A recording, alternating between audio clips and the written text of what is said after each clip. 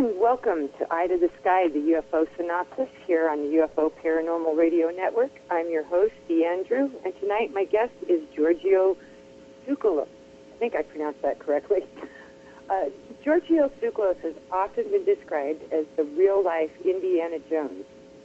As a trailblazer, he is changing the way the world thinks about ancient astronaut theory. Mr. Tsoukalos runs and is the director of research for the Center for Ancient Astronaut Research. He is also the publisher of Legendary Times, the world's only definitive ancient astronaut journal. As the world's leading ancient astronaut expert, Giorgio has appeared on many international television and radio programs, talking about the latest discoveries in the ancient astronaut field. He has written numerous articles about the topic, which have appeared in publications all around the world. For over a decade, Mr. Tsoukalos has devoted his life to the scientific study of the ancient astronaut theory. Giorgio Tsoukalos has conducted research, collected factual data, and uncovered strong supporting evidence for the ancient astronaut hypothesis. And welcome, Giorgio. Well, what an introduction. Thank you very much. It's a pleasure for me to be on the program. Well, I'm glad to have you here. I've been going over your website and, the Legendary Times website and checking out all the different contributors to articles. And, gosh, where do you start? How about telling us more about what the Archaeology, Astronautics, and Steady Research Association is? Well, the AASRA, or as you just mentioned, the Archaeology, Astronautics, and Steady Research Association, tries to determine whether or not Earth has been visited by extraterrestrials in the remote past. And that theory is also known by its more popular term, the ancient astronaut theory.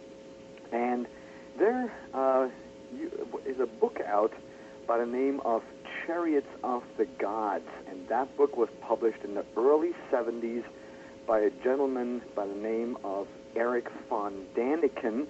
And Eric von Daniken and I are the guys running the AASRA. So Eric von Daniken actually is my colleague, and together we publish Legendary Times, which is the official research journal of our society, and we've just come out with the latest issue that has articles that appear nowhere else about the recent findings that we've discovered in Nazca, or findings at Angkor Wat in Cambodia. So we're all over the place, and we're basically, like you said in the introduction, we're the only definitive ancient astronaut research society out there. You also, in there, I ran across a term that I had never heard of before, Paleo-SETI. Yes. That is essentially, what we try to do there is that if you speak about the ancient astronaut theory, sometimes the term ancient astronaut theory has a negative connotation. And so in 1986, we were approached by a Russian physicist, actually a Soviet physicist back then, by the name of Leonid Avinsky, and he actually proposed that, he proposed in saying that the ancient astronaut theory should have a more, quote-unquote, scientific denomination or a scientific name or term. And so we said, okay, fine, give us some ideas. And he came up with Paleo-SETI. And paleo is the ancient Greek word for old or for ancient. And we all know what SETI stands for. That's the search for extraterrestrial intelligence. And so, you see, Eric and I, we both run Legendary Times. However, he is more involved in the German section of our research organization. And so ever since that term was introduced in 1986 in the German-speaking world, that term actually took off like a bottle rocket. It really caught on. Everybody was very excited because before Paleoceti, the term Paleoceti was introduced in the German language. See, in German, the ancient astronaut theory was never called ancient astronaut theory, but pre-astronautics, as in prehistory astronautics. And that was even worse than nobody understood what that means. I mean, ancient astronaut, you know, the light bulb effect goes off right away. Everybody knows or gets an idea what an ancient astronaut might be. And so in the German-speaking world, the term Paleoceti immediately took off, but in the English-speaking world, didn't catch on as much, if at all, and that's why we keep calling it the ancient astronaut theory, because everybody understands immediately what's going on. And now I'm not going to say anything more, because that was way too long of an answer. Oh, hey, that's fine with me. How did you and Eric von Däniken meet? Well, I grew up over in Switzerland, even though both of my grandparents, my great-grandpa and my grandpa, are from Brooklyn, the Bronx. I grew up over in Switzerland, and growing up as a kid, I was privileged enough to travel the world with my parents and sometimes also with my grandparents, and they always made sure that whatever country we were in, we'd go and visit the archaeological sites. And, usually it would be, guided tours with some sort of an archaeology student or an archaeology guide giving us, the tour of a particular site and so on and so forth, giving us the dates and the theories behind it. Yet at night, especially my grandma, she would sit me down and say, hey, listen, Giorgio, today you've heard this and that, but let me tell you that there's also alternative theories out there, and many, many times she talked about Eric von Däniken's theories, and when I, was 14, 15, I started to read Eric von Däniken's books. I was enthralled right away, and then I found out the guy lives in Switzerland, so I started to attend some of his lectures in Switzerland and in Germany. And one thing led to the other. I started to become friends with some of Eric's friends, and then I became very close friends with one of Eric's best friends. And ultimately, I was able, to hang out with Eric, and we hit it off immediately. And in 1997, the American Ancient Astronaut Society, which was founded in 1976 by a gentleman by the name of Gene Phillips, and that was at the height of the Chariots of the Gods boom and so on and so forth, decided in 97 that he no longer wanted to continue with this type of research. He wanted to stop publishing his magazine, and he also got older, and he wanted to retire and spend time with his family and his wife and so on and so forth. And so Eric, said, well, don't you want to, what are we going to do in America or for the English-speaking world?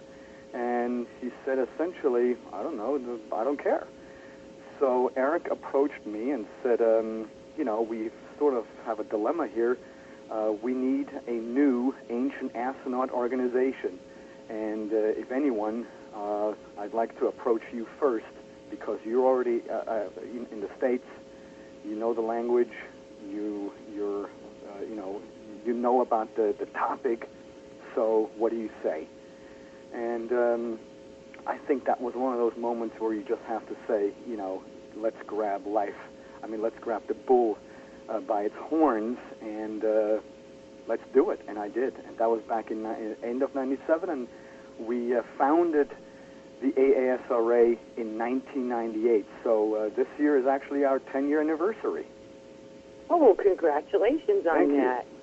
And you have me so jealous about being able to visit all these archaeological sites. I've wanted to do that since I was a little kid, and oddly enough, about the same age. Don't be jealous, please, because, see, growing up in Europe, it's very normal to be able to do these things because Europe is such a small continent, you know. I mean, where my parents live, for example, you can walk for 10 minutes and you're in Germany.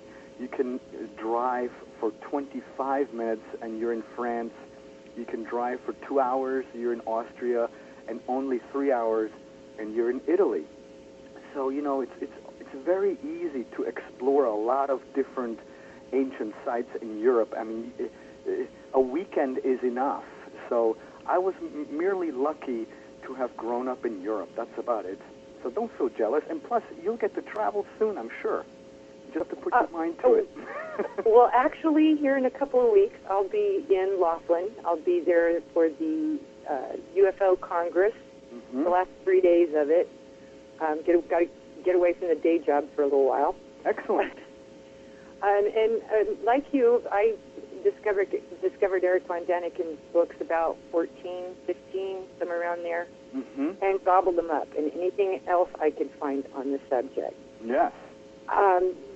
Tell us about all of the interesting people, well, probably not all of them, but your most favorite interesting people that you have met in this journey into ancient astronauts.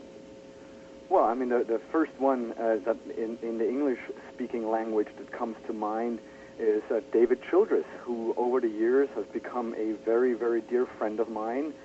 And, you know, the research that he has published in his books, and he's also published some articles in Legendary Times, is impeccable. Really, and you know, most people that I've met in our field, they're just all very much down-to-earth kind of guys, and women also. It's not in any way pretentious as you see it in, for example, you know, high academic circles where, you know, they walk around with their noses stuck up and stuff like this. In our field, you know, at the end of the night, everybody sits around at the bar and has a beer. And I think that's, you know, a fantastic thing to do. Now, as for other individuals, I mean, there is literally a ton of people that I've met that are, you know, very famous and very instrumental to the ancient astronaut theory over in Germany, in the German-speaking world. And unfortunately, you know, I'm sure some listeners to this program might recognize those names because maybe someone is a subscriber to Legendary Times. And Legendary Times is basically the only journal that translates their German articles or books into English and publishes them, you know, in the pages of Legendary Times. And one of those gentlemen is a guy by the name of Peter Fiebig. And Peter Fiebig is highly renowned for the research that him and his brother Johannes Fiebig, and unfortunately Johannes has passed away in 1999, but him and his brother Peter and Johannes, they are renowned for their research into what's called the Manna Machine or the Ark of the Covenant. And they essentially proposed, or not necessarily proposed, because that happened in 1977 with George Sassoon and Rodney Dale in the book called The Manna Machine, in which they proposed that the Ark of the Covenant was in fact a food dispensing machine for the Israelites during their 40-year wanderings in the desert. And so what Johannes Fiebig and Johannes did, they not only probably can pinpoint where the Ark of the Covenant is hidden, but also that the concept of the Holy Grail, as we know it from the Bible, well, not as necessarily from the Bible, but the first mentions of the Holy Grail actually first appeared in the Middle Ages.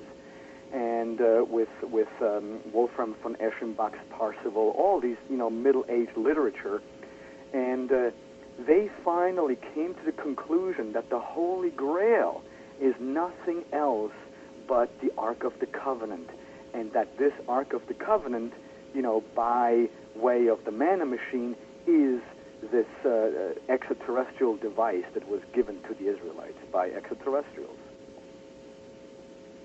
Oh, that's really interesting. I've had David Hatcher Childress on my show before, and he is a very interesting individual. He's got some really good theories.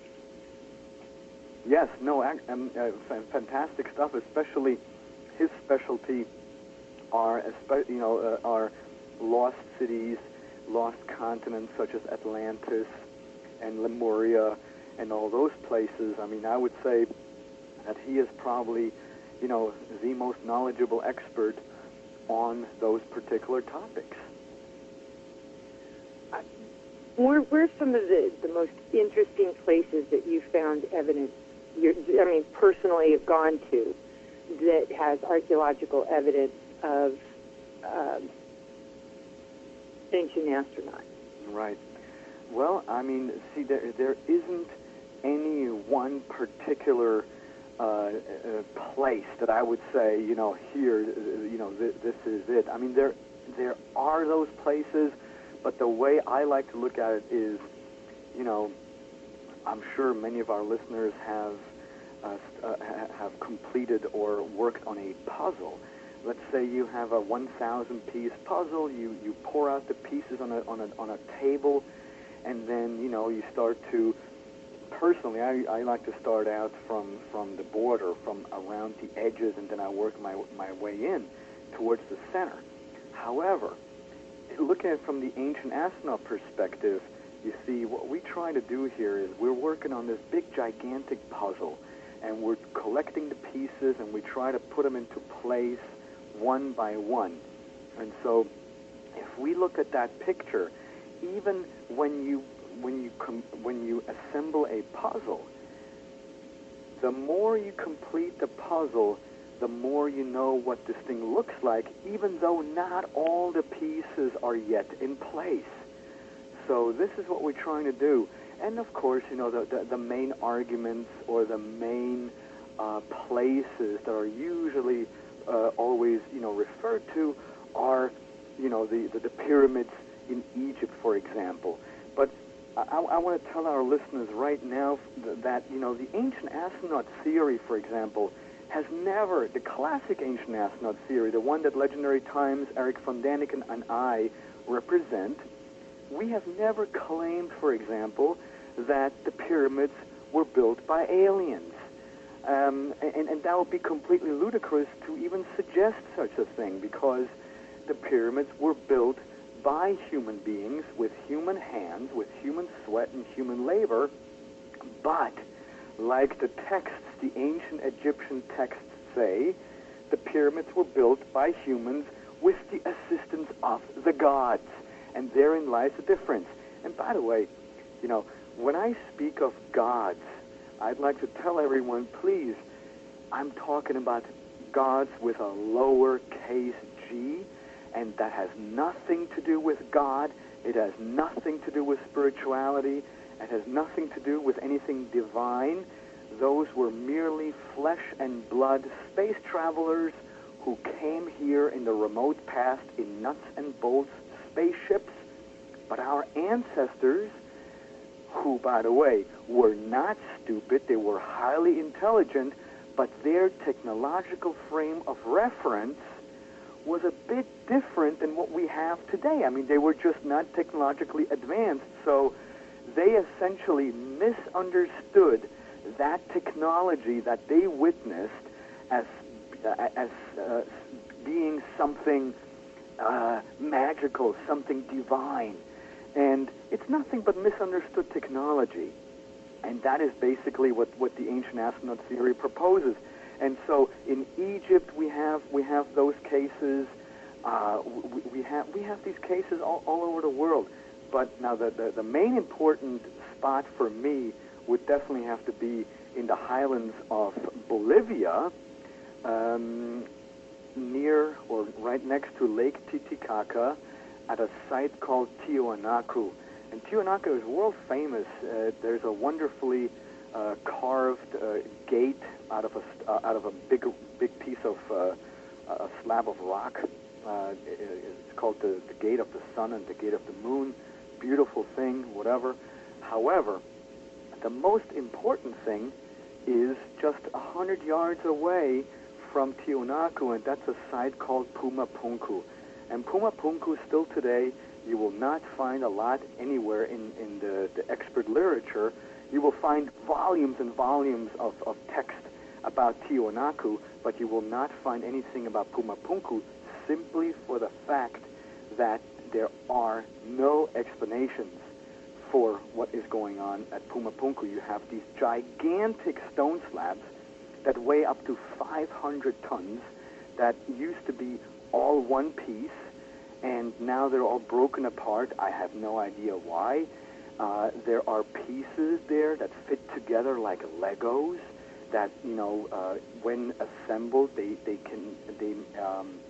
can make a wall that's literally impenetrable, and the stone workings there are so intricate that you'd be hard pressed to even suggest how they did that. And experts or mainstream archaeologists, they say, oh, this was all done with obsidian and with chicken bones.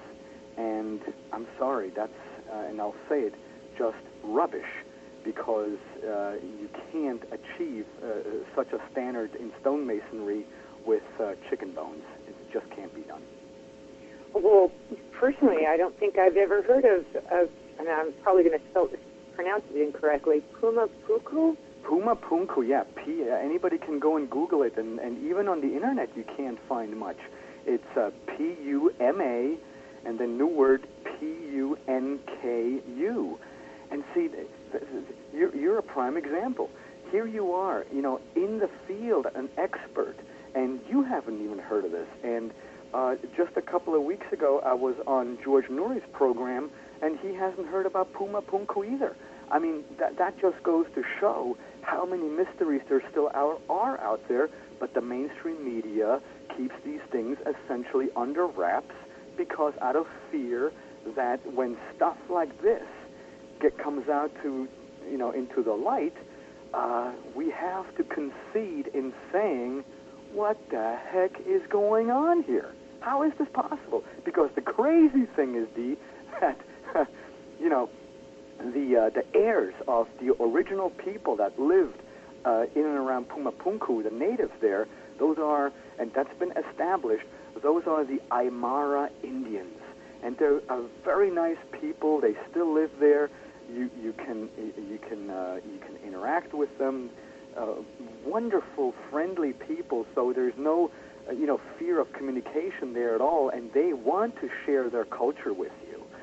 So, by the way, they're the same people, and I'm sure you've seen pictures of those boats made of reed boats that are shipped around on the Lake Titicaca, yes. on Lake Titicaca. Those are the people that live in that region. Now, mainstream archaeology agrees wholeheartedly or unequivocally on one point, that the Aymara never had any writing style back then. They had no script. They didn't have paper, and they did not have any, an alphabet or even a pictorial, language. So, anyone who has seen pictures or who has been to Pumapunku must conclude that the only way this could have been built is if you have construction plans on paper or on a computer or on something or on a wall, on a rock or something. But there is nothing there. Plus, the archaeologists have said the Aymara don't know how to write. Well, didn't know how to write back then. So, what gives? You can't have it both ways, because those people didn't have cone heads with gigantic brains, so they could make all these calculations in their head. And today, when you ask the Aymara, yeah, who built this? You know, did you guys do this? Oh, no. It wasn't us. Well, so who did it then? And then they will point to the sky and say, Los dioses, which means the gods in Spanish.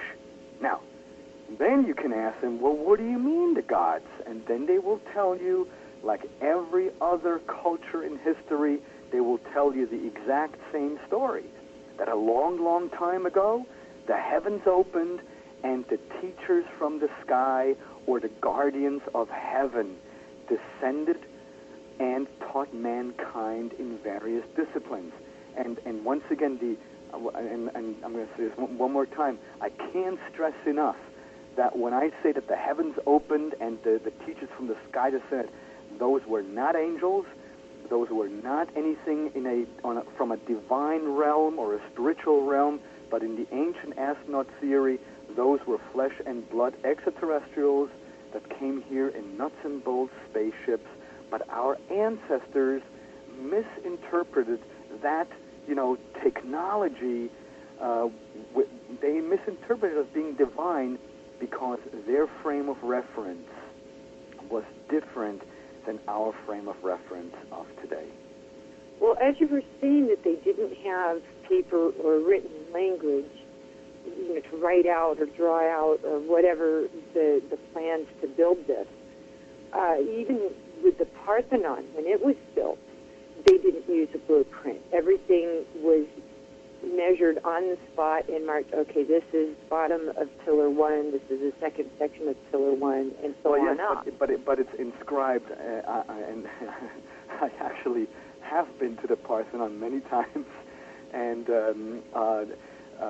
in fact, on the pieces are numbered on the pieces, and there are but stone tablets that have all these references where one piece goes and where the other piece goes. However, for example, Pumapunku, we have no such records. See, I was just going to ask you if there was like any markings on the stones themselves. It's completely anonymous. Oh, and one more thing. What's very exciting is that if you go ahead and touch the worked stone that we find at Pumapunku, it's, and I'm not just talking the natural stone, but the actually surfaces that have been cut or worked. You would expect that since this thing was cut with obsidian or chicken bones or chipped away with stone, that this thing would be all very, very rough. But let me tell you something. You touch that stone, it's as if you were to touch your bathroom mirror. That is how smooth and how perfect it is. And if you actually go down, you take your fingertip and you go quickly down one of those edges, you can, in fact, cut yourself. Oh, and the stone there that has been cut is diorite, and diorite is harder than granite, and diorite is about 2-3 levels below from diamond. And diamond, as we all know, is the hardest stone out there. So obsidian is very, very soft. I could just imagine, because I've seen a lot of these programs that claim to explain how a lot of these stone structures were constructed and how the stones themselves were quarried, and they showed these guys sitting there with a rock ball pounding it, and that seems like an awful, long, tedious task just to free one stone from a quarry. Yeah, it's not only long, but we're talking ice cold physics here. If you have a piece of granite and I try to work it with sandstone or with obsidian, I cannot do it, because those items that I'm using to work the granite with, or diorite, is softer. I mean, it's physics. I mean, that is ice cold physics. There is not even an argument. Yet this argument keeps being brought up by the debunkers and the skeptics and all those oh-so-great experts. Yet, you know, another thing, and I'm glad you've brought up these programs, which are, many of those are very amusing, by the way, and I ask our audience, please, take everything with a grain of salt. Not everything that's presented to you on a silver platter is actually true, especially when it comes to some of these shows that allege of solving a mystery when the mystery obviously is still there. That goes as well for the internet. Oh, yeah. Oh my gosh. Oh, that's a whole other topic. But I agree with you, yes. Now, so returning to the whole, you know, the program thing about, or Puma Punku, you know, how they, for example, transported these stones. Now, with a lot of these programs, especially in and around Egypt or Stonehenge and so on and so forth, the main the main agreement between mainstream archaeologists is usually always, oh, these things were all these blocks of stones. They were all transported with wooden rollers, and how else could it be? They just used ropes and wooden rollers, and there you have it. Stop asking questions, because that's the answer, so there are no mysteries.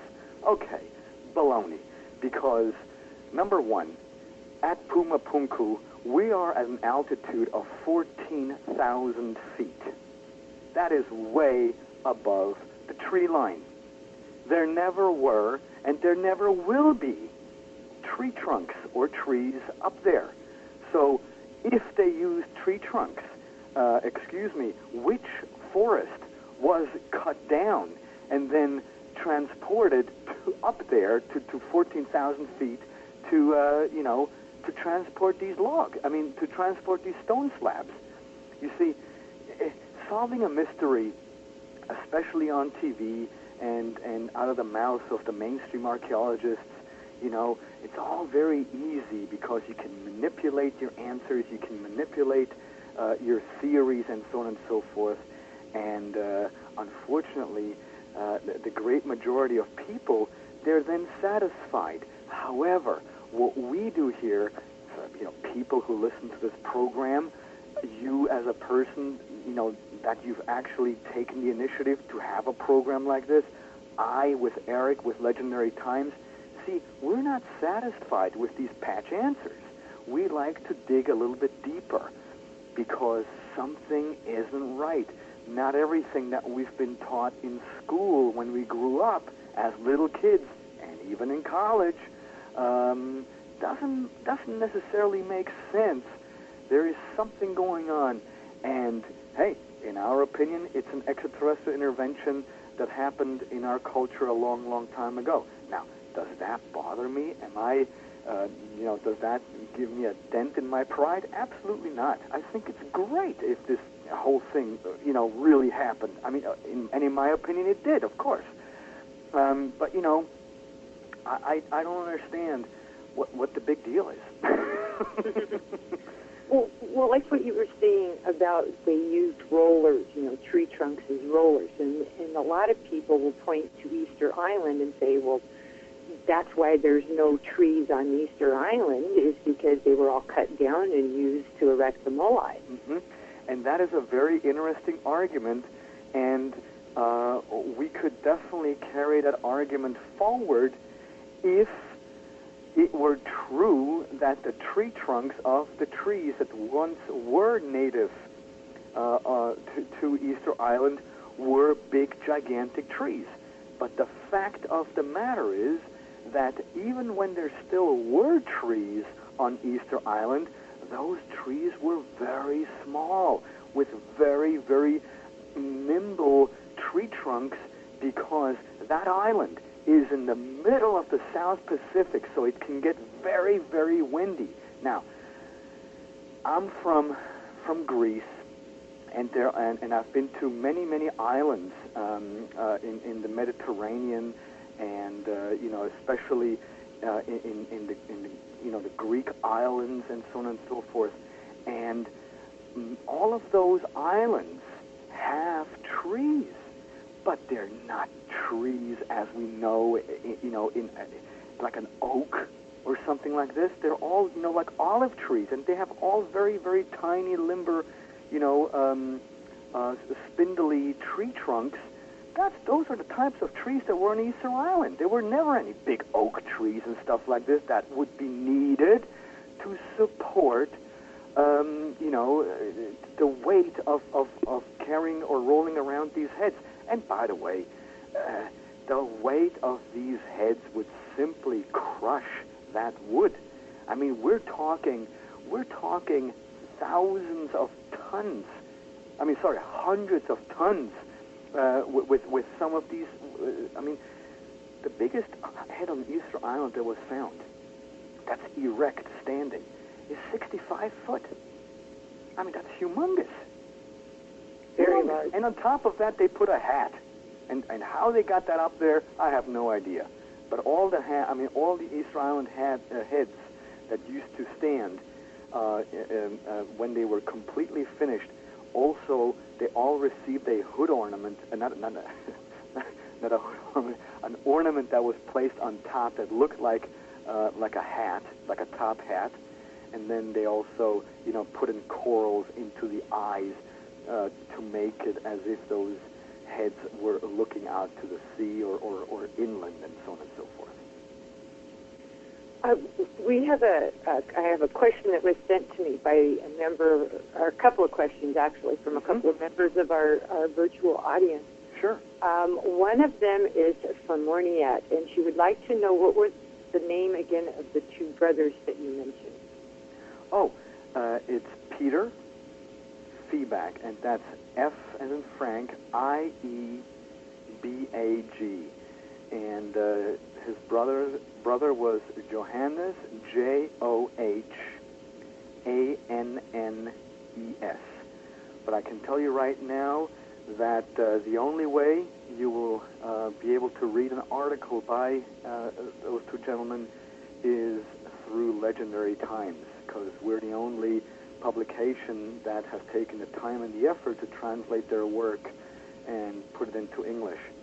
And since we're talking about Legendary Times, and we obviously have a listener that's interested, I would like to let the audience know that if you go to our website at legendarytimes.com and you click on the top yellow bar, if you click on free info and you enter your information, I will send you a free trial issue of Legendary Times so you can check out what we're about, and and also hopefully that you'll join as a member, because we are membership-based only. So, which means no ads. So all 80 pages are articles just for you. Awesome. Another question, going back to South America. This question was if you were familiar with the Olmec people and the giant stone heads that have been found that were created by the Olmec. Sure. Yes, and that's a very fascinating story. In fact, David Childress just published a book called The Mystery of the Olmecs, and I would venture to say that in the meantime, and he really only published this about 6 months ago, so it's brand new. I would venture to say that is one of the most definitive books I've ever read on the Olmecs, because not only does David discuss all the mainstream ideas that were ever written or discussed about the Olmecs, but he also inserts or speculates about our alternative field. And it's highly fascinating what has happened in that part of the world, because also there, not just with the Olmecs, but for example, with the Maya and the Aztecs, we have origin stories from when their culture began, that a long, long time ago. They were visited by these, flying gods that descended from the sky and taught them in various disciplines. And I'm sure some of our listeners will know about the names of some of these gods, and one very famous name is Quetzalcoatl, and one is, for example, Kukulkan or Cucumatz. And translated into English, those words, or the name of these gods, translated into English, is, winged serpent, or, a flying serpent or flying snake. And immediately, as a researcher, I ask myself, what do they mean by a flying snake or a winged serpent? Was it truly a winged serpent? And the skeptic in me immediately will say, no, of course not.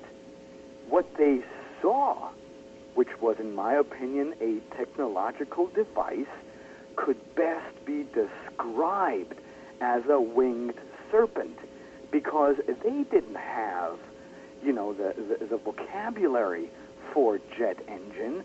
They didn't have the vocabulary for anti-gravity or electricity and so on and so forth. They described what they saw with the vocabulary that was at their disposal. And that's why our ancient traditions, our ancient books, our ancient stories are filled with these bizarre terms and words or not words, but descriptions of, for example, mysteriously glowing stones with which people could see the world without moving an inch. You know what? I have one of those things standing in my living room. It's called a TV today, or a computer. See, but our ancestors didn't have these words. So they, of course, if I didn't have the word for a television, I would immediately call it a box. And then at night, if all the lights are out and, the TV is on, well, it's a glowing box that shows me pictures from the world.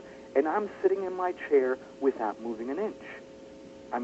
All the ancient astronaut theory does is reinterpret ancient descriptions from a modern perspective, as in, what did our ancestors try to convey here? And it most certainly was not like the glowing stone. It was and I get sort of aggravated when mainstream scientists are trying to tell me, oh, no, our ancestors really, truly sat around a stone and were hallucinating that the stone started to glow.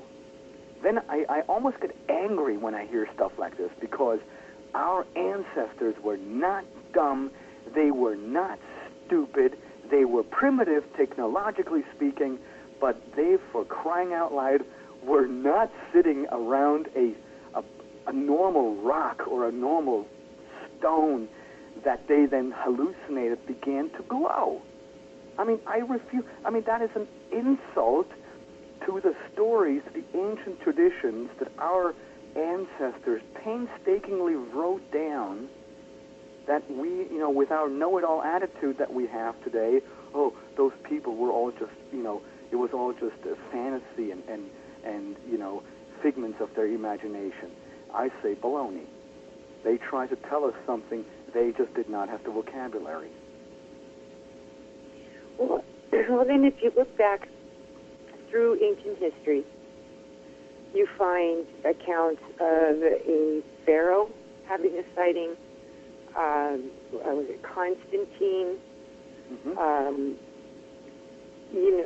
They used terms like shields. Yes, or flying shields, absolutely. Or terminology of their day. Thank you. Exactly. I couldn't have said it any better. Terminology of their day. Was it flying shields? Absolutely not. It was something that could best be described as a flying shield.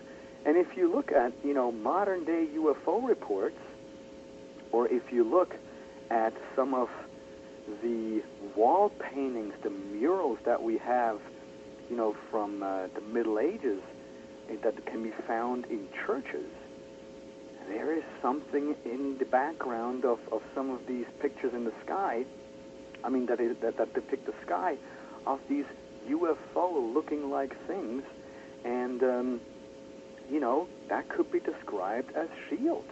But they weren't shields.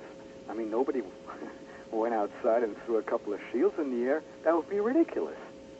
Well, if you look at some of the terminology that's come up, in modern times of UFOs, flying saucers, Yep. Flying discs,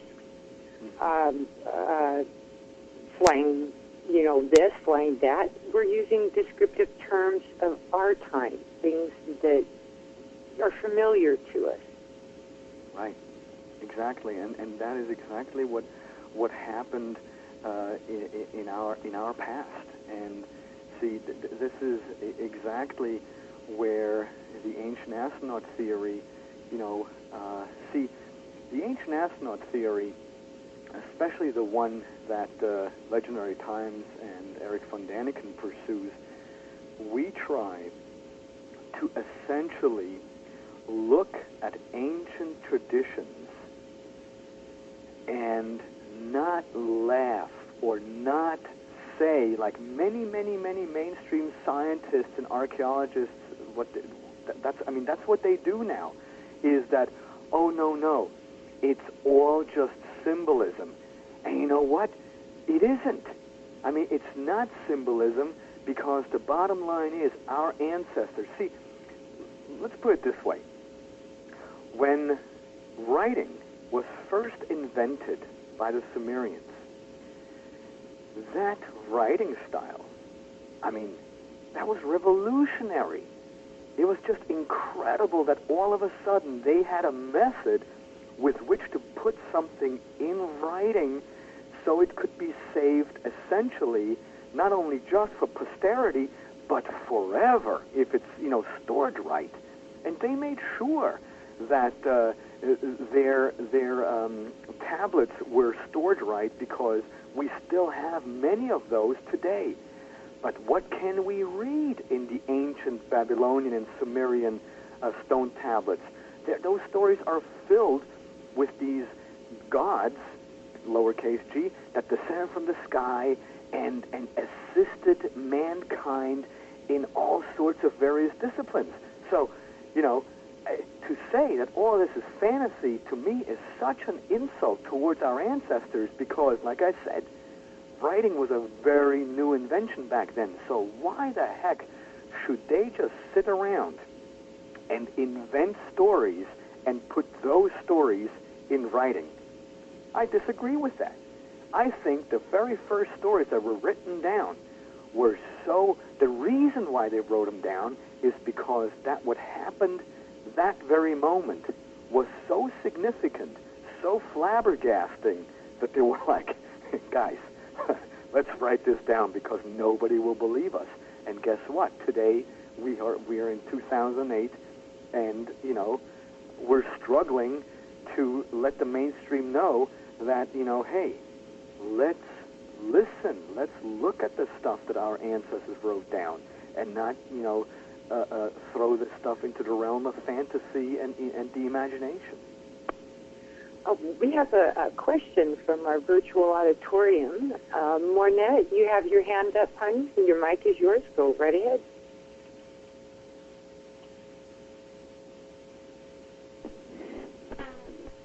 Good evening, Dan. Good evening. Am I pronouncing this right? Tsukalo, yeah. My question is, have you heard about the Yonaguni monument that's on the coast of Japan? And what is your opinion of it?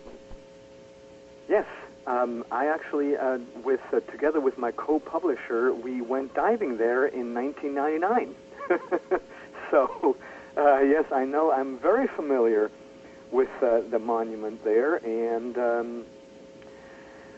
essentially, the bottom line is that it is an artificial underwater structure which is found right off of the coast of Okinawa.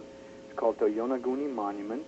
And another researcher who has written tremendous research about this is, for example, Graham Hancock, but also David Childress And this monument was discovered by Dr. Masaki Kimura, and he essentially, basically, stumbled upon it by accident because he was vacationing in that area, and some locals told him about this, and he's an avid hobby scuba diver, and so they went to check it out, and gosh, it was simply sensational. That was in the mid-'90s when all this happened. And,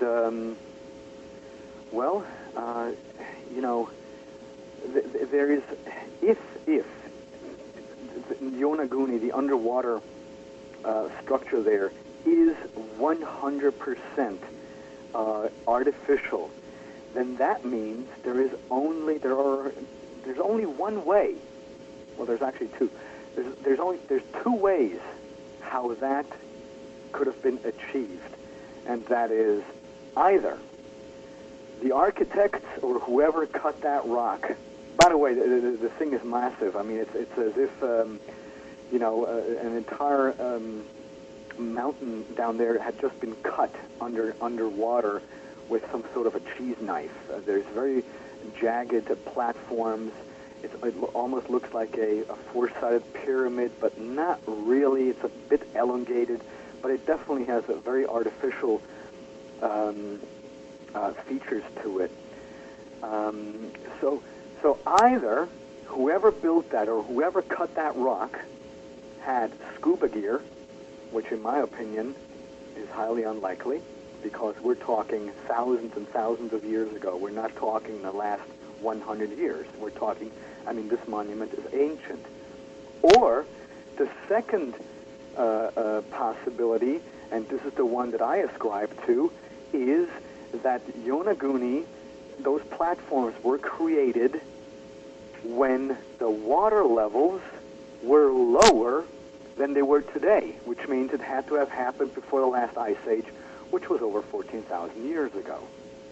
Now, we have a little problem there, because Legendary Times doesn't, but the mainstream scientists do, because according to them, 14,000 years ago, we were all sitting in trees munching on bananas still. And living in caves. Yes. And I completely disagree with that notion, by the way. Anyway, so that is basically my answer. And Yonaguni, ladies and gentlemen, is not the only place that has, an artificial structure underwater right off of the coast. I mean, there are hundreds of such structures, many of which many people haven't even heard about. For example, there is a perfect circle of that, essentially almost like Stonehenge, but on a much less monumental fashion, but still, monolithic, off of the coast of French Brittany in Carnac, France. And you can, in fact, still see some of the tips of those stones, the standing stones, sometimes, depending if it's a flood or the tide or ebb, you can still see tops of those stones sticking out. Now, India, both on the east coast and the west coast of India, there are hundreds of artificial monuments that are right off of the coast of India. Now, India has a magnificent, long ancient history that we in the West know barely anything about. However, to the Indians, they say, no problem. All this stuff was built before the last ice age, and you know what? They're fine with it. They're okay with it. And so, all I'm saying is that we should start looking at this, and in all likelihood, we will have to rewrite our history books. Oh, I'm jealous now. I'm really jealous now. I'd love to dive Yonaguni, but I understand. You get there at the wrong time of day with the tides and everything. The water. Oh, it's wild there. It's definitely, it's rough. The tidal currents through there are horrible. Yes. I've seen several. Shock. I can't think of his first name. Shockley. I think Robert Schock? Robert Schock, yes. He Yeah. did he dived Yonaguni, and he come up thinking that it was a natural formation, but then again, I have to agree with the Japanese guy, and again, I can't think of his name, who said it couldn't be natural because there's no crumbling rock at the base of any of this. Right. See, here's the thing. Unfortunately, we'll have to take your comment after the break. Oh, no problem. It's time to go to our top of the hour break, and we'll be back here and pick up hopefully where we left off when we come back here on Eye to the Sky, the UFO Synopsis on the UFO Paranormal Radio Network.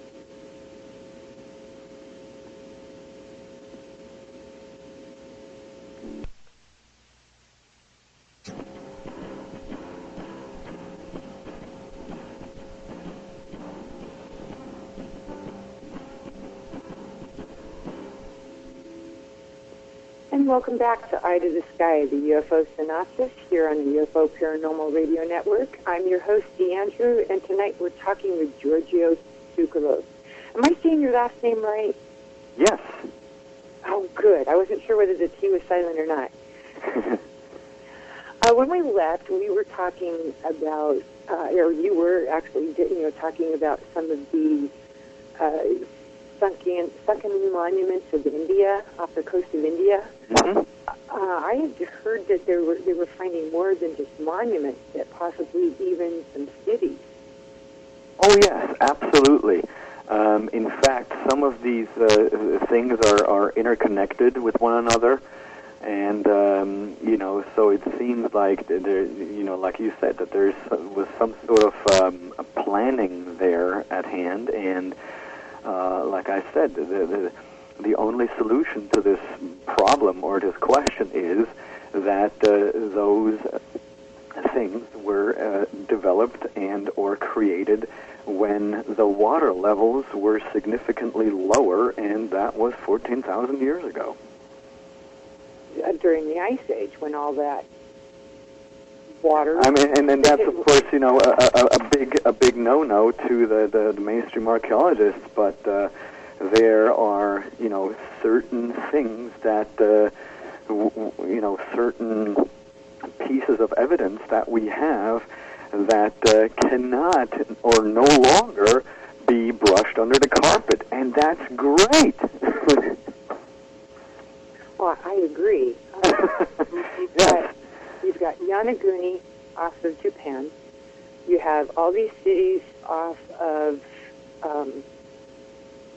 India. Southern France. In France. And also, a lot of people don't realize it, but in Alexandria, Egypt, a lot of the buildings that are attributed to the era of Cleopatra are underwater. Yes, and there is a lot of, right there in the bay there, there is a whole bunch of stuff that was found, deep underwater, and the question is, okay, one possibility is that a whole bunch of stuff just, fell in there, but not everything. So that would lead to the conclusion that some of this stuff was put there or built when the water levels were much, much, much lower, and that was not 5,000 years ago. That was, like we've established, 14,000, 15,000 years ago. And that is something that mainstream archaeology staunchly tries to dismiss, and I really wonder, who are the scientists here? I mean, sometimes to me they seem like little children, very stubborn, as in, let me show you the evidence, and you place it in front of them, and they will still say to your face, no, you're wrong. Okay, fine. All right, you just kind of touched on a question I was going to save towards the end of the program, but I think I'll ask it now. What do you say to your critics who say that you're twisting the facts to make them back up your own findings? I say take a deep look at the mirror yourself. No, what I say is that that is not true, because we don't twist the facts.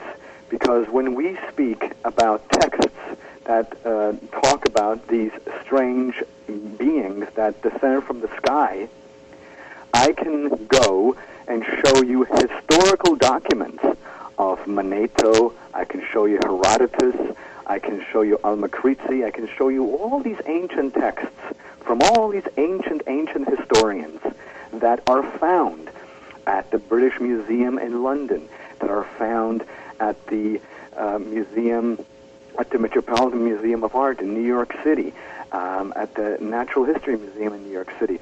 All those different places, we have original records of of these descriptions. And so one thing that we pride ourselves very much at Legendary Times is that all the stuff that we report and write about have not been invented by us, but they're all based on factual evidence. For example, when we publish an article in Legendary Times about this big piece of stone that's just been hoisted, 4 or 5 stories up into on top of another, monument, and that piece of stone is larger and more massive than any military tank that exists on Earth today, then guess what? We will spend 4 or 5 days there to photograph that piece of rock, to measure it, to look at it, to determine what type of stone we're dealing here with. And so it's all very meticulous research, and then we publish it. None of our stuff that we publish in Legendary Times has been given to us by any beings from a higher plane. None of the stuff that we publish has been channeled to us, because, I got to be honest with you, with stuff like this, like when people talk about channeling or having visions, or that they've been visited in the middle of the night and they've been given information by beings from a higher plane, I've got to be honest. Look, I think I'm a big skeptic with those things. I'm like, okay, I'm not going to say no, that those things do not exist. But I have to say to you, I don't know. But see, this is why, in our field, we're already dealing with such a high amount of speculation that it would be very, very negative or counterproductive if I were to publish stuff in Legendary Times and in there it says, Atlantis was built on that and that date, and how do we know this? Oh, because extraterrestrial from the planet Zubar came into my bedroom last night and he told me. I mean, that is ridiculous, but unfortunately... I have problems with that, too. There you go. So I'm glad that to hear that, and I know that I'm not alone with those feelings, but the bottom line is that is one of the main reasons why the alternative field has such a bad reputation, because there are, unfortunately, people in our field, and still, bless their heart, okay, because I don't know if they really were visited, because who am I to say that it's all fantasy on their part? I mean, we really don't know. But unfortunately, it's those kinds of people that essentially put a very negative spin on our entire field. And therefore, we try to keep everything as scientific as possible. We, before we publish anything, and we have a lot of people out in the field. For example, if today I receive a picture that somebody took of something very strange in, let's say, in Egypt, then, before that picture goes into the pages of Legendary Times, I will call up some of my colleagues in Egypt and say, hey, over the next 2-3 weeks, can you go to that particular spot and check that out and verify that picture is actually or that object is actually there, because guess what? So much stuff today can be created in Photoshop. It's scary what can be done, how a picture can be doctored. And that is, very dangerous. That, you've got to be very careful these days. So, gosh, the scientists, my dear friends, all I have to say, Dee, is that many, many times when I go out there and give a lecture, sometimes after my lecture, a university professor will also give a lecture, and obviously the university professor will try to debunk everything I had just presented. But one thing that always happens is that at night, when everything is calm and everybody sits at the hotel bar and has a beer, I have yet to meet one professor who comes up to me and says, Giorgio, you guys are wrong. Now, I cannot tell you who has told me these things or who has told me that or what the names are of those professors who inside the closet agree with the ancient astronaut theory, but they cannot go public in admitting that because they will lose their jobs. And if you have a family to feed, you can't afford that. And that is the biggest satisfaction. Even though I cannot go public with names or with what university professors that who said that, but that to me is the biggest satisfaction that I have. That I have, internationally renowned scientists who do agree with the work that we do, and therefore we know we're on the right track. It's just that the zeitgeist of our, society is just not, the mainstream is just not ready yet. Well, yet. You basically have said pretty much, the gist of it anyway, was pretty much the same as what Michael Cremo said. He'd give a lecture somewhere or be invited to a university to lecture to a collection of students, and like say an archaeology or a paleoanthropologist or whatever will come up to him and say, I think you're right, that's why I asked you here, but I can't back up what you're saying or I could lose my job. Yeah, see, I mean, in fact, I know that story from Michael, and so it's not just, Michael and me who have experienced that, but also David Childress, Eric von Daniken. Eric von Daniken has experienced this since 1971, that he has been approached by scientists saying, off the record, Eric, you're right, but, don't hate me if I will tell the media or if I tell the newspaper in public that you're an idiot. And that's why Eric and I myself, some of those professors, they're good friends of mine. But publicly we go at each other. So, hey, what are you going to do? That's just, unfortunately, it all is politics still. See, politics even permeates, universities, as we all know, and the ancient astronaut theory, and it's all a game. It's all a game, and it's disgusting, but it's the truth. So, what are you going to do? You've been to Egypt and did some studying of artifacts there in Egypt. I was wondering, did you, in your research, ever meet Zahi Hawass? And if so, what was your opinion of him? I have not, but of course, Eric has met him, and I have a few colleagues that have met him as well, and I'm just going to leave it at that. Okay, fair enough. I have never met him, and I have my own. The answer right there, huh? But yeah, I'll keep that off the air. But but you have to admit that how do I word this without? Oh, geez, let's see.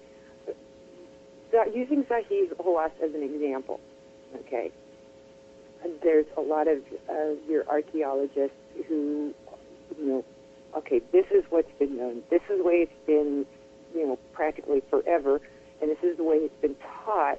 So I'm not going to change it and fight to keep it that way. But what about the people with the PhDs and the other, college level professors and all this that I've noticed on your website that write all these books and articles on this subject? Are they finding a lot of friction in their career with their involvement in this subject? Yes and no. But you see, a lot of PhDs and professors who have written about alternative theories either are retired or they are tenured and at colleges who are very liberal towards such ideas. Those are usually the professors or the PhDs that have written stuff like this. And I can give you one example, and actually this is a story that will actually be published in the new issue of Legendary Times that I'm currently working on, that, and please forgive me that I'm not quoting the correct name, so I'm not going to quote a name at all, but the head of the German Department of Egyptian Antiquities, the head of the gentleman who was the head who was in charge for digs in Egypt for big German universities. And he had that job, I think, for a long, long time, longer than 20 years. And he followed doctrine, he followed the paradigm, he never dissuaded with the accepted theories of Egyptology.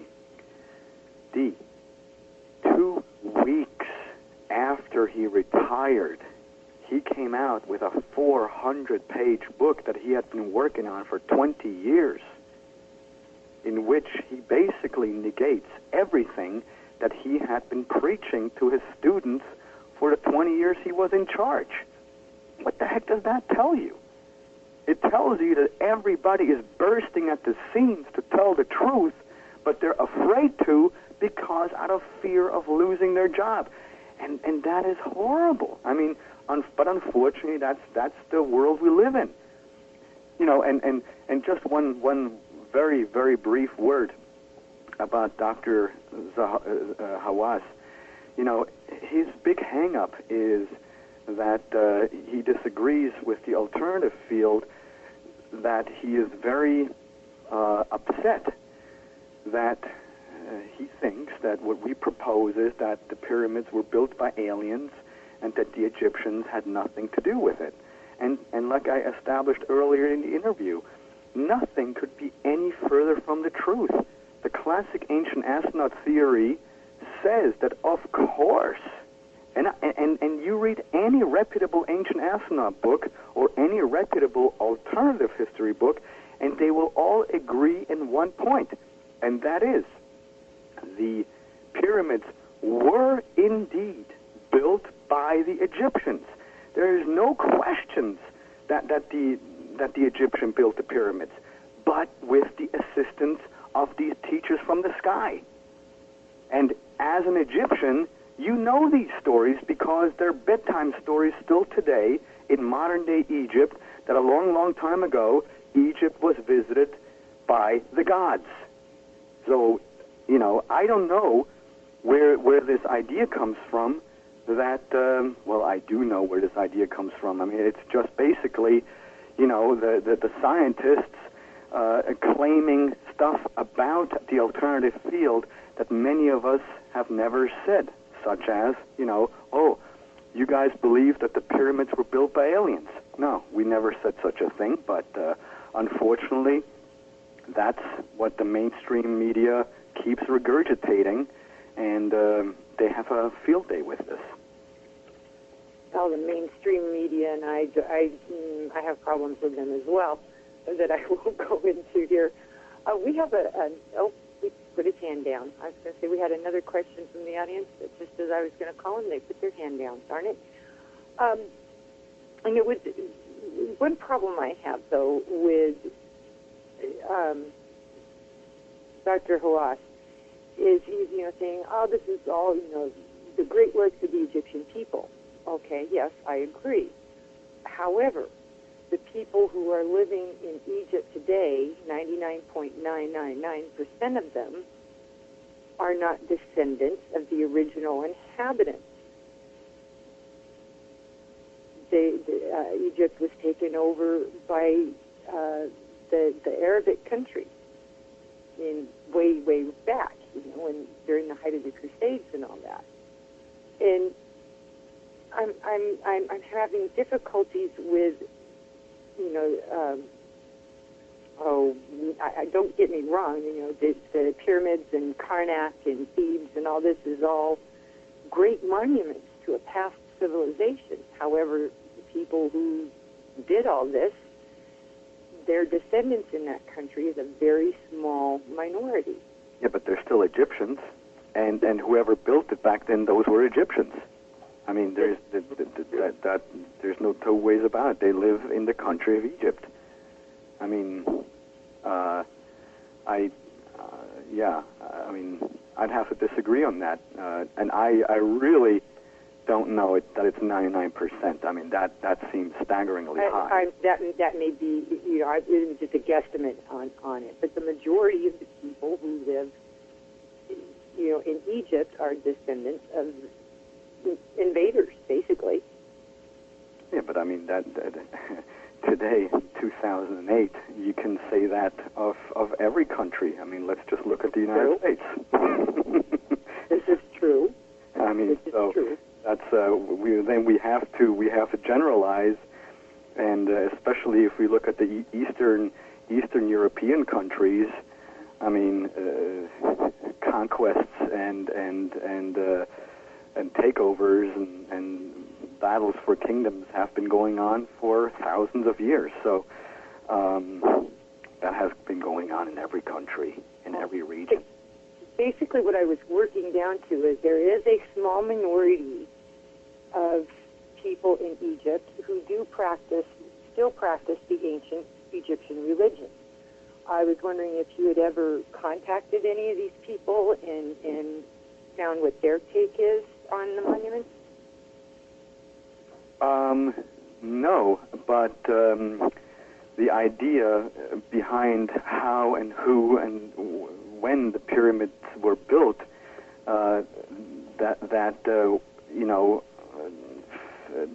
we propose in the ancient astronaut theory is essentially that if we look at the ancient texts that were written by the ancient historians like Herodotus or Manetho and Strabon and all those different Greek and Egyptian chroniclers, there it is very specific who built the pyramids, and that is, it was not Cheops. Because one thing, and we're basically talking pure logic here. I mean, the general consensus among mainstream Egyptologists is that the pyramids were built, or the Great Pyramid was built in 22 years. And we now know how many blocks of stone were used in order to build the entire monument.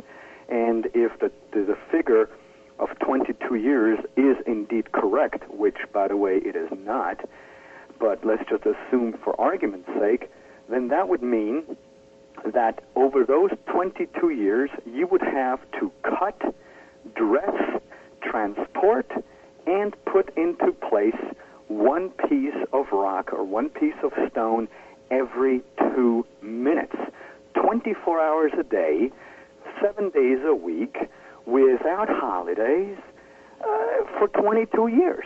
Now, anyone with a half a brain would have to concede and say, yeah, impossible. Sorry. Sorry. I mean, call me crazy. But, you know, it just can't be done. Now, what do the ancient Egyptian stories or legends and traditions say about who built the pyramids? Well, also there, the story begins as every other story begins in ancient times. A long, long time ago, the heavens opened and the gods descended from the sky. And most of the time, it was a winged sun disk, or it was a silver egg, out of which came a ladder, and those people descended from the sky, or descended out of the egg. And we all know there is no such thing as a flying egg. Come on. So, you know, again, this was, like you said before, the terminology was different. And so we have a story where they descend from the sky, and the Egyptian story says that at that time, mankind was still technologically primitive, and man was still eating from the same sources like the animals. And so they surveyed the planet, they surveyed the region, and they determined that out of the intelligent life form, which was us, human beings, they picked one, essentially their protege, and his name was Saurid, S-A-U-R-I-D. Anybody can go and Google him. There's a lot of great stuff on the internet. So they picked this Saurid, and they basically started to teach him in mathematics. They first taught him their language, and he taught them his language, and so they were able to communicate with one another. And so over a period of many, many months, the extraterrestrials gave Saurid knowledge, and they just didn't give it to him in a, orally, but they gave him what was called a magical writing stick. And with that magical writing stick, he was able to write books upon books, and it was as if that magical writing stick wrote the stories or those texts by itself. Now, I don't believe in fairy tales, Dee. I'm looking at this in a way that, hold on, what is meant? What did they mean by a magical writing stick? Could it be something technological in nature? Something that has to do with computers or something like this? And my personal answer is yes, absolutely. But to Saurid, it appeared to be something like, pure magic. By the way, what's very interesting is that, and the Egyptian texts say this very specifically, that Saurid is the individual. Saurid is the same individual that the Hebrew community called Enoch. And we all know what happened with Enoch. He was the first individual in the Bible that didn't die, but when he grew really, really old, he ascended into the sky on a chariot of fire. Now, very interesting that Enoch and Saurid apparently are the same individual. So, but that's a whole other story, but I just wanted to make the connection there. So after Saurid was done with his work, when he wrote down those books, and it was a massive amount of knowledge that was given to him, like, about mathematics and agriculture, architecture, astronomy, all essentially the knowledge of the universe. One day, the extraterrestrials, they were very sad, and Saurid asked, "Hey, what's with the long faces here? Why are you sad?" And they said, "Well, because there will be a great flood. There will be a lot of rain, and essentially your entire region here will be wiped out with floods, and a lot of people will die." So he was like, "Oh man, what are we going to do? I mean, I wrote all these books, or I put those books on paper, and is it possible that we can, build a watertight building in which to store this knowledge, so that after the flood has dissipated, mankind, or my fellow people here, don't have to start from scratch. And the gods looked at each other and they said, "Wow, no kidding. We picked the right one here. It's a very intelligent, very great proposal." And then I quote, it says in that thing, "And then Zaurit and his people built the pyramid in which they stored that knowledge that was given to them by the gods, and they built the pyramids with the assistance of the gods." I mean, it says it right there in their ancient books. I mean, in the books of the ancient historians, and we don't look at that. We say, "Oh no, it was Cheops, period, and he did it in 22 years." I mean, how arrogant are we? That kind of goes into a question that was sent to me when we were talking about the pyramids and whatnot. Ian, in our virtual auditorium, asked if the aliens showed the Egyptians how to make pyramids which could not stand under their own weight before they showed them the right way. Otherwise, why are there so many fallen relics of pyramids which did not work out? Well, because contrary to what mainstream archaeology tries to tell us, man, I'm going to get so much flack for this, but whatever. Contrary to what mainstream archaeology tries to tell us, the three great pyramids that are standing on the Giza Plateau were before everything else. Everything else, the Step Pyramid at Saqqara, all the other pyramids that we're being told were built before the Great Pyramids at Giza, actually came afterwards. And so the conclusion is that whatever they attempted to build after the Great Pyramids were built, they failed. And they couldn't replicate what they built when after the gods had left. And so, and there are many mainstream archaeologists, by the way, who, unfortunately, they haven't. Not all of them have gone public yet. But there are lots who agree that the Great Pyramids are way older than we're being told. Way older. I mean, thousands of years older. And the great thing is, not the great thing. The interesting thing is that you cannot date stone. And just because, you find a piece of bone somewhere, and bone or a piece of textile, and with those pieces, you can perform the C14, the carbon method of dating it, doesn't mean, let's say, the bone dates to 1,000 or 2,000 BC, and you find it inside a monument. That does not mean that the monument was built in 2000 BC. But that is the exact mistake that mainstream archaeologists commit today. They say, "Oh, we found that piece of pottery here, so this piece dates to 500 BC, so this whole thing was built in 500 BC. No, it was not.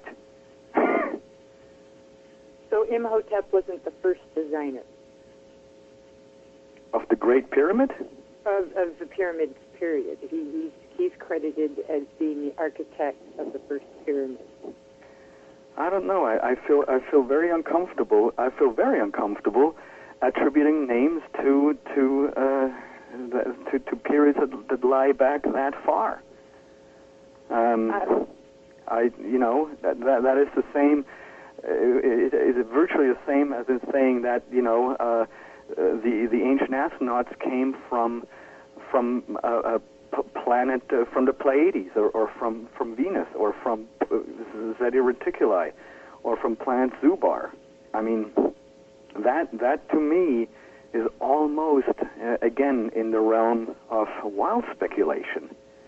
All I can say is that the texts say that the pyramids were built with the assistance of the gods. It doesn't say and the pyramids were built by Zaurit and his people and Imhotep. It does not say that. We have a couple of questions from our virtual auditorium. Mm-hmm. Okay, Kevin, if you're ready with your question, you're up on the mic.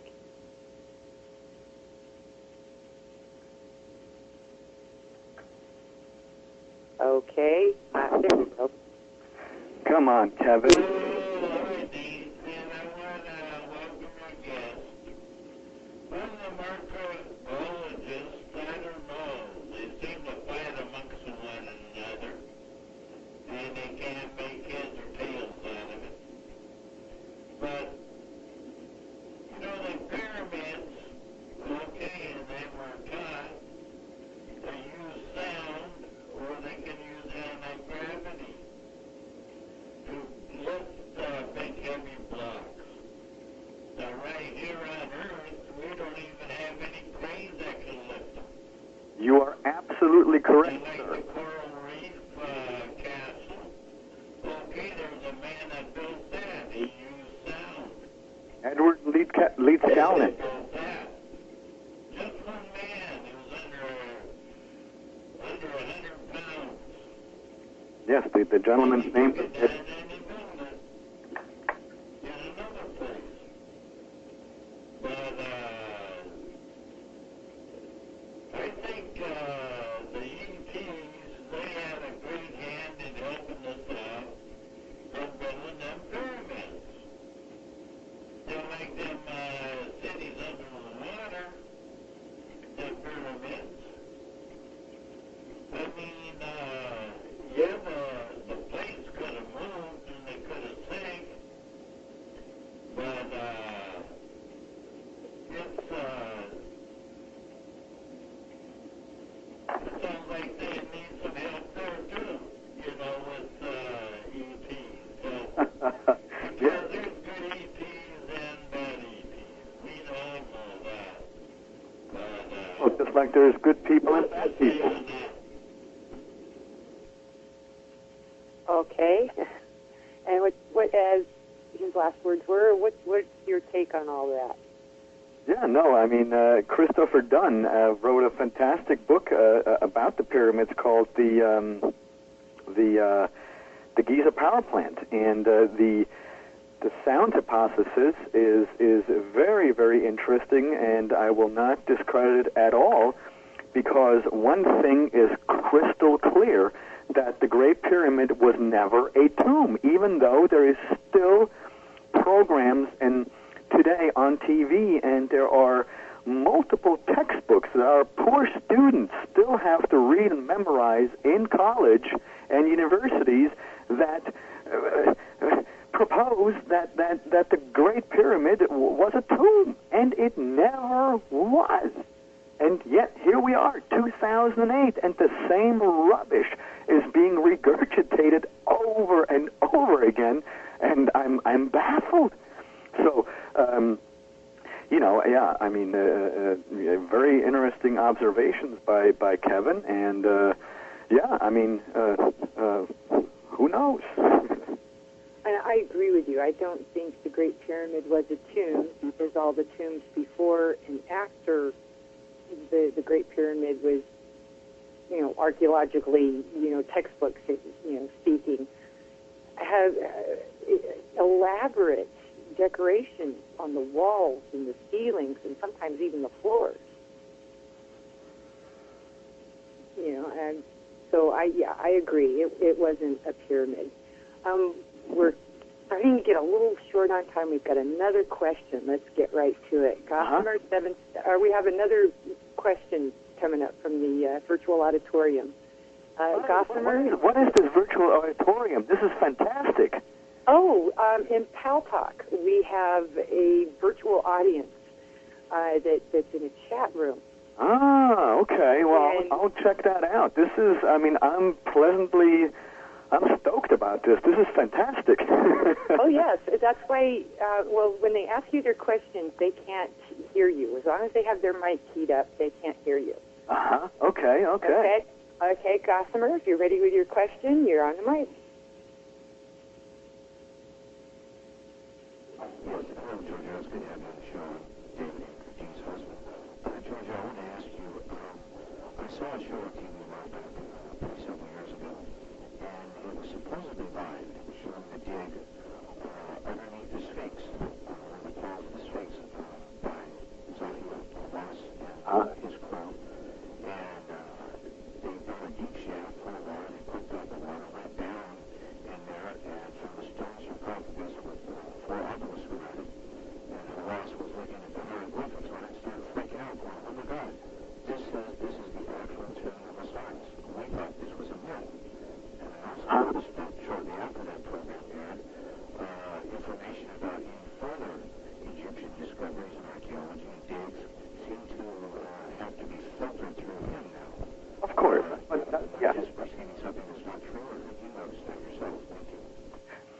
Yes, absolutely. That has absolutely been the case, and that tomb has been confirmed. It exists. In fact, Eric von Daniken was just there about 10 months ago, and that is what his latest book is all about. And we will be publishing excerpts of that book for the first time exclusively in the pages of Legendary Times in the English-speaking world.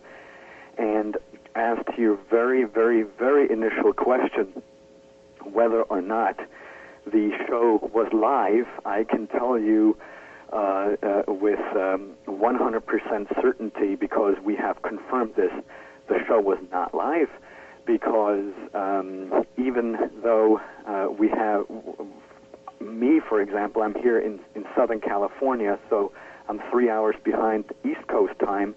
Even on East Coast time, when that thing was shown at 8 p.m., or 9 p.m. Eastern time, time-wise, it didn't make sense to Egypt, because at a certain time of the program, it should have been light outside in Egypt, and it was still pitch black. So, that's, again, basic physics of time, where, the sun does go up in the desert at a particular time, and when the program ended, it was still pitch black outside. So thus, that gave it right away. That gave it away right away that this was not live.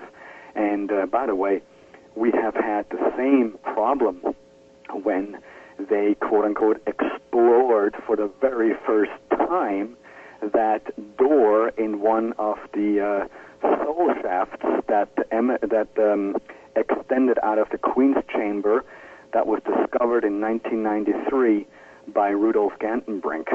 And sure many listeners know about that door that has been found, and they drilled, very crudely, drilled a hole right through the middle. And that show also, back in 2002, was touted as having been live, and it most certainly was not.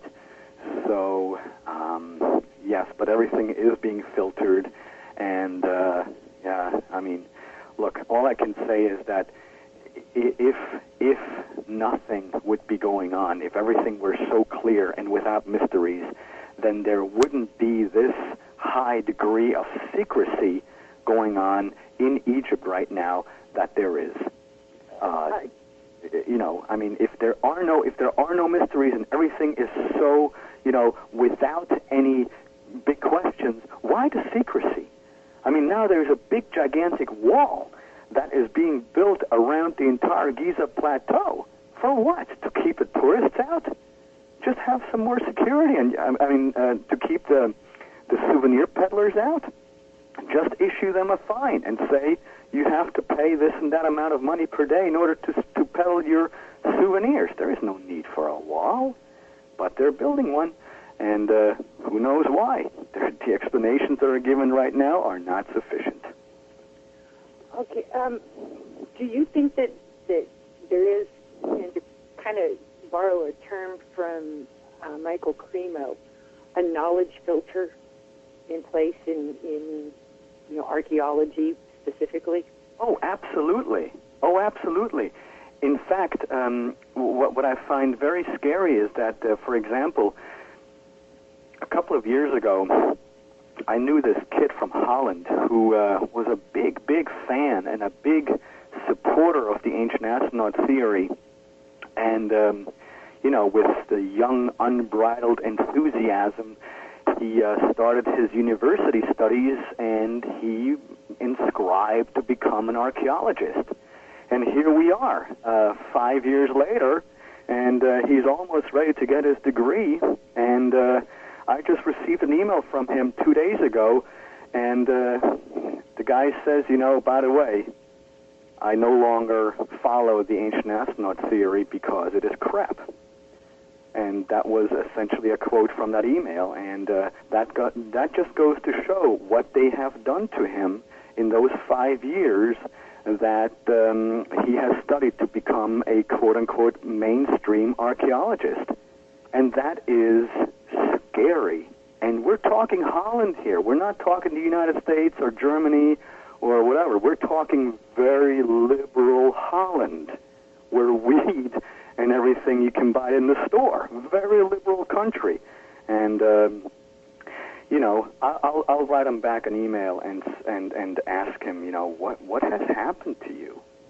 Okay, we have about a minute left. Okay. I know you're going to be at the conference in Laughlin, the UFO Congress on May 25th. February. On February 25th on Monday. My lecture, Legacy of the Gods, will be on at 10 a.m. And so I hope that some of our listeners here will join me in Laughlin, Nevada. I would love to meet you guys. And also remember to go to legendarytimes.com, and if you click on the free info button at the top bar there in yellow and fill out your information, I will send you a free copy, a trial issue of Legendary Times, and hopefully you'll join and support the ancient astronaut movement. And Dee, thank you very, very much for having me on the show. I really had a tremendous time here. Oh, I enjoyed it too. Like I said, this is something I've been fascinated by since I was a kid, and I can't seem to get enough of it. Good. The ancient astronaut thing has always been in the back of my mind. But unfortunately, we're out of time for tonight, and I want to thank everyone for tuning in, and also thank all those who joined us in the Pal Talk Auditorium. I especially want to thank my guest, Giorgio Tsoukalos, and I want to remind everyone that he will be speaking at this year's International UFO Congress Conference in Laughlin, Nevada. The conference starts February 23rd and lasts until March 1st. And to reiterate, Giorgio will be speaking Monday morning, February 25th, and I'll be there the 28th of February through the 1st of March. I'm hoping to see all you guys out there, so, show up and learn something. I think you guys will be real surprised. And stay tuned for Voice of the People, hosted by November Hansen. Her guest tonight will be author John Chambers. So join me again next Saturday on the UFO Paranormal Radio Network for another episode of Eye to the Sky, the UFO Synopsis, when my guest will be Bill Booth, owner and webmaster of the UFO Casebook website. Until then, keep an eye to the sky. Good night, everyone.